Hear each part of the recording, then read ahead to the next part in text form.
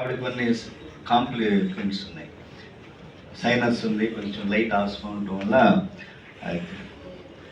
ఎందువల్ల మా అమ్మాయి డాక్టర్ స్టెరాయిడ్స్ వాడద్దని చెప్పేసి స్వయంగా నేను డాక్టర్ మీరు స్టెరాయిడ్స్ యూజ్ చేస్తే నాకు అవసరం లేదని చెప్తే అక్కడ ఉన్నటువంటి ఆయన స్పెషలిస్ట్ వాడాల్సిందని చెప్పి స్టెరాయిడ్స్ యూజ్ చేశారు.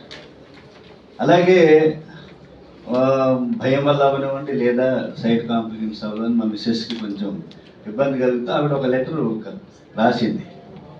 If I shall die you will submit my body in medical college అని చెప్పేసి చేస్తే డాక్టర్ గారు నాకు ఫోన్ చేశారు. ఆయన సార్ ఆవిడేదో పిచ్చిగా రాస్తుంది అని చెప్పి లేదా నీకు ఆ భావం అర్థం కాదు, ఎక్స్‌ప్లాయిటేషన్కి అలవాటు పడ్డారు, మీరు దోపిడీ చేస్తున్నారు కాబట్టి దానిలో ఉన్న భావం ఏంటంటే మీకు అర్థం కాదండి అని చెప్పి నేను ఇప్పటికీ ఆ డాక్టర్తో ఇప్పటి వరకు నేను మాట్లాడను.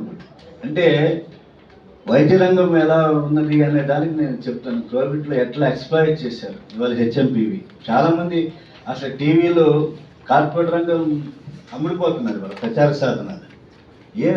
ఆన్ చేస్తే ఎన్టీవీలో హెచ్ఎంపీవి, టీవీ నైన్ ఎంపీవి గంటల తరబడి దానికి సంబంధించి ఓ పక్కనేమో వరల్డ్ హెల్త్ ఆర్గనైజేషన్ అదేం ప్రమాదం లేదని చెప్తుంది. కాబట్టి ఈ మెడికల్ మాఫియాకి వ్యతిరేకంగా కూడా మనం ఫైట్ చేయాల్సిన అవసరం ఉన్నది. తిరిగి ప్రజల్ని భయభ్రాంతులు చేసేటువంటి విధంగా పసిపిల్లల్ని డాక్టర్స్ అంటే మన డాక్టర్ గారు హనుమయ్య గారు అటువంటి డాక్టర్ గారు పీడియాట్రిక్ సర్జన్స్కి పీడియాట్రిక్స్ డాక్టర్లకు ఒక పెద్ద వరం ఇది ఇప్పుడు హెచ్ఎంపీకి ఎక్స్‌ప్లాయిట్ చేయడానికి. అందువల్ల చాలా బాధాకరమైనటువంటి పరిస్థితులు కింది స్థాయిలో నెలకొన్నటువంటి పరిస్థితులు అది ప్రభుత్వాలు ఇందాక కామేశ్వరరావు చెప్పారు ఒక విషయం. ఎక్కడో మనం ఇతర రాష్ట్రాలకి లేదా ఇతర మన జిల్లాలోనే చాలా భయంకరమైనటువంటి పరిస్థితులు నెలకొన్నాయి. మరో ఉదాహరణంగా దాదాపు ట్రైబల్ సెక్షన్స్ ఉన్నటువంటి ప్రాంతాలు అవనివ్వండి, సిలికాన్ ఫ్లోరైడ్ వాటర్ వలన ఏకుంటూరు లాంటి దాదాపు 50 గ్రామాలు కృష్ణా జిల్లాలో సప్లై లేదు. కృష్ణా వాటర్ సప్లై కాకపోవటం వలన కిడ్నీ పేషెంట్స్గా చివరికి వాళ్ళందరూ వివాహాలు ఉన్నటువంటి పరిస్థితి ఎక్కడ. ఎందుకంటే కేవలం వాటర్ వలన నీటి కాలుష్యం వలన వాయు కాలుష్యం ఉన్నది మన జిల్లాలో. నీటి కాలుష్యం, వాయు కాలుష్యం, ధ్వని కాలుష్యం అన్ని రకాలుగా మనకి ఎన్టీఆర్ జిల్లాలో కావలసినంత కాలుష్యం ఉన్నది. ఇబ్రహీంపట్నం నుంచి జగ్గపేట, ఇబ్రహీంపట్నం నుంచి తిరువూరు వరకు ఎంత కాలుష్యం ఉన్నదంటే అంత కాలుష్యం ఉన్నది. కాబట్టి ఇవాళ పాలకులు అనుసరిస్తున్నటువంటి విధానాలు చాలా ఇబ్బందికరమైనటువంటి పరిస్థితులు. అందుకని బడ్జెట్లో ఆరోగ్యాన్ని పరిరక్షించాల్సిన బాధ్యత, ఇవాళ పాడెక్కుతున్న ప్రజారోగ్యాన్ని కాపాడవలసినటువంటి బాధ్యత, ప్రజాని ఆరోగ్యాన్ని పరిరక్షించవలసినటువంటి బాధ్యత పాలకులపైన ఉన్నది. పిహెచ్సిలు ఉన్నాయి, సిహెచ్సిలు ఉన్నాయి, కమ్యూనిటీ హెల్త్ సెంటర్స్ ఉన్నాయి, ప్రాథమిక ఆరోగ్య కేంద్రాలు ఉన్నాయి, ఇంకా చాలా ఉన్నాయి. మేము ఏకొండూరు సంబంధించి డయాలసిస్ సెంటర్ పెట్టారు పోరాట ఫలితంగా. ఆ డయాలసిస్ సెంటర్లో ఉన్న డయాలసిస్ మిషన్స్ గవర్నమెంట్ పర్చేజ్ చేయలేదండి. తిరువురులో డయాలసిస్ సెంటర్ ఉన్నది.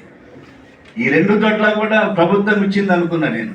కాదు, మైలవరం రాజా సుధాకర్ గారి కుమారుడు లయన్స్ క్లబ్ వాళ్ళు ఇచ్చారు, నివృత్తిరావు గారు ఇచ్చారు. అంటే ప్రభుత్వం ఏం చేస్తుంది?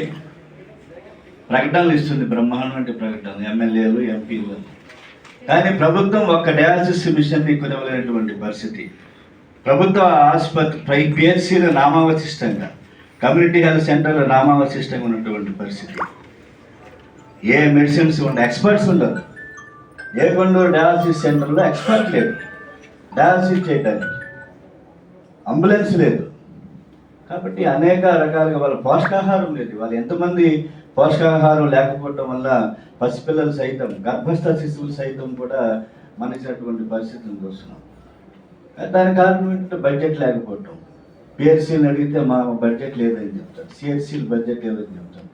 సరే, జీజీహెచ్ గవర్నమెంట్ జనరల్ హాస్పిటల్స్కి పోతే గవర్నమెంట్ జనరల్ హాస్పిటల్స్ ఏ పరిస్థితుల్లో ఉన్నాయి? చాలా కాలం తర్వాత వామపక్షాలు పోరాట ఫలితంగా విజయవాడ నగరంలో జీజీహెచ్లో ఒక న్యూరాలజిస్టు చాలా కాలానికి వచ్చారు. చివరికి పోస్ట్ మార్టం చేసేటువంటి డాక్టర్స్ని ఏమంటారు, ఆ ఫారెన్సిక్ వాళ్ళు ఒకే ఒక డాక్టర్ ఉండేవాడు. సమ్మర్ వస్తే ప్రతి డైలీ కూడా ఒక 10-20 డెడ్ బాడీస్ అనాథ శవాలు వస్తాయి, అనాథ ప్రేతాలు. ఒక్క ఫారెన్సిక్ డాక్టర్ వల్ల సాధ్యపడుతుందా? అందువల్ల ఇవన్నీ చాలా ఇష్యూస్ మీద విజయవాడ నగరంలో ఫైట్ చేసాం, రాష్ట్రంలో ఫైట్ చేసాం కొంతమేరకు.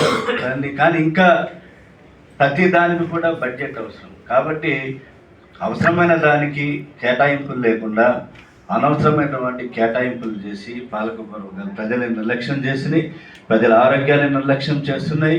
కాబట్టి దీని నుంచి బయటపడాలి. కాబట్టి సరైన సమయంలో సరైన ఒక రవంచి ఇవాళ నేను ఎప్పుడో ఆరోగ్య ఉన్నప్పుడు ఆరోగ్య మహాభాగ్యం ఒక ఎస్ఏ కాంపిటీషన్ మా స్కూల్లో మా మాస్టర్ నాతో రాయించారు. నా పేరు ఆయనే ఇచ్చి, సుందరాం శర్మ గారు, కపిలేశ్వరం హై స్కూల్లో. చాలా కాలం తర్వాత మళ్ళీ ప్రజారోగ్యం మీద మాట్లాడేటువంటి అవకాశం కల్పించిన ప్రజారోగ్య వేదిక అప్లైనెస్ జేఎస్ఏ వారికి ధన్యవాదాలు తెలియజేస్తూ, తక్షణమే మీ ప్రైవేటైజేషన్ తీవ్రంగా వ్యతిరేకించాలని చెప్పేసి నేను కోరుతూ సెలవు.